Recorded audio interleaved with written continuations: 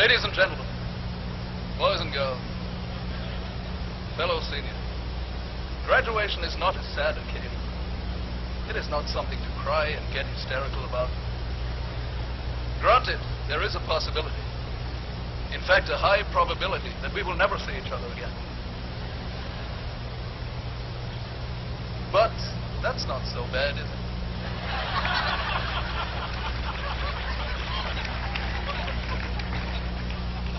I mean, when I think of some of the jerks sitting over here.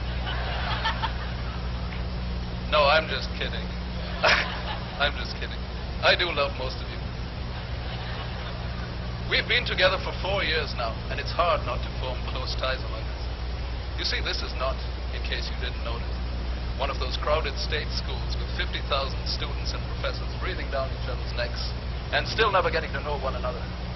We are a comfortable community, living space for everyone, and just so many people in your class that after 4 years everyone becomes more or less a member of your family.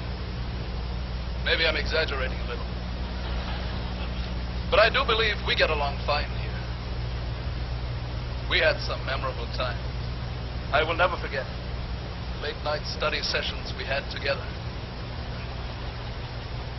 the research papers we did, the late registration fees we paid,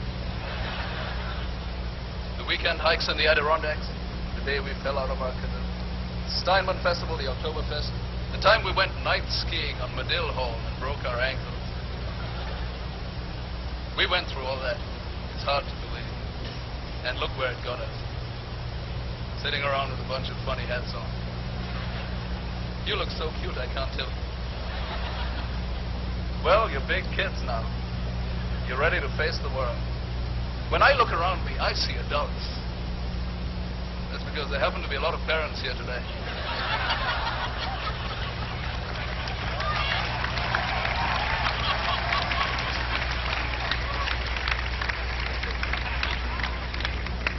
Now, you guys let me do this. No, I mean you guys. You're not freshmen anymore. You have brains now. We don't drop our trays in the dining halls anymore. We don't lock ourselves out of our rooms.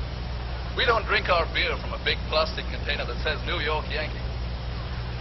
We like Mets. Well, what can I say to you that you haven't learned already? You've been through one of the finest liberal arts programs this side of Brockville.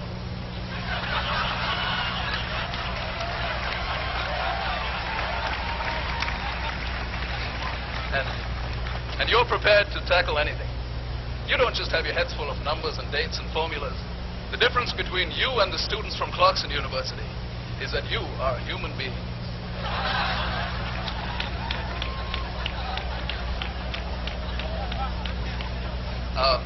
You don't just build bridges and dig tunnels all your lives and then die.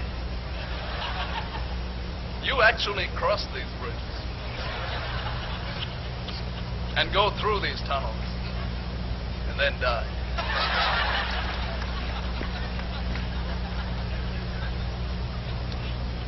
All right. If, for example, an apple falls on your head, you're not just going to start talking about the law of gravity as it applies to what happened while predicting that the next apple will fall in exactly the same way. You're also going to get out of the way. And then you're probably going to eat the damn apple eventually, if you're hungry. You have a richer awareness of the world and a deeper appreciation of the things that are happening around you. And if you don't, you can keep sitting with your hand out. So what else can I suggest to you? No doubt you are at this point all aware of the 3 ingredients of success in life. Get a big house, get a big spouse, and get a jacuzzi, maybe.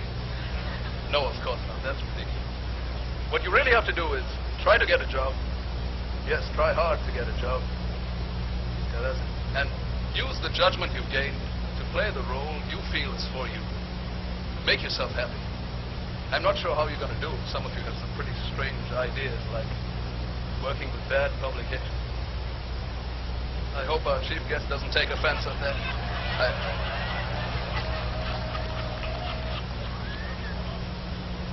Or tying yourself to a bedpost. Personally, I wouldn't recommend most of these options. But as I said, you're not kids anymore. As my grandmother used to say to me. Wait, was it my grandmother? I think it was my Uncle Paul. Yes, it was. Well, he used to say to me, and I quote, he said, "My boy, once you've got your diploma, you've got nothing to worry about." End quote.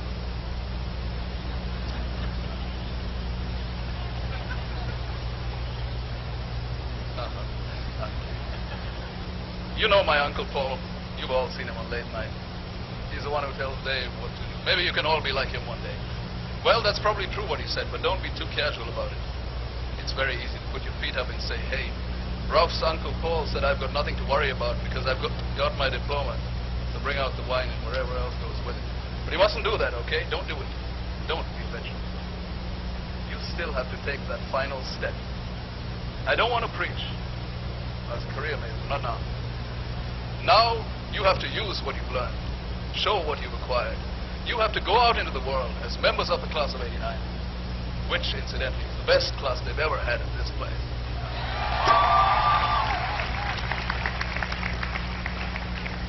There never was a class.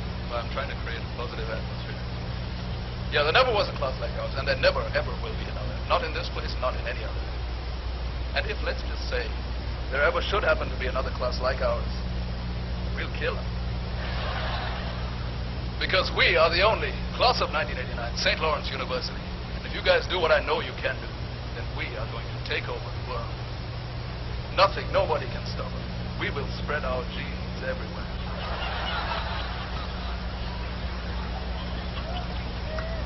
In the end, everybody will be like us. That's an intriguing thought, isn't it? Imagine thousands of little Cliff Moscows everywhere.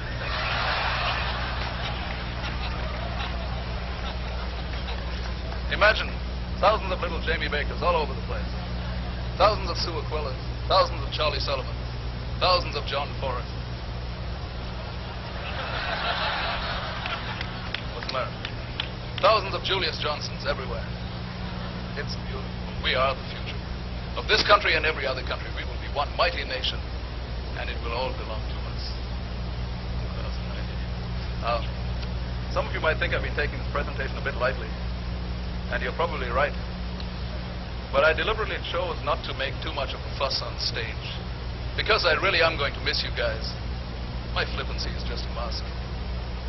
After the show is over, I'm going back to my room to do the actual crying. But we mustn't forget, this is a happy occasion as well. It's a day we and our grandchildren are going to talk about over the pictures with starry, starry eyes. We're going to say, remember those days, listening to Dave Binder and eating guacamole at the North Star Pub? Remember when we cheered the hockey team on to victory? Or was it second place?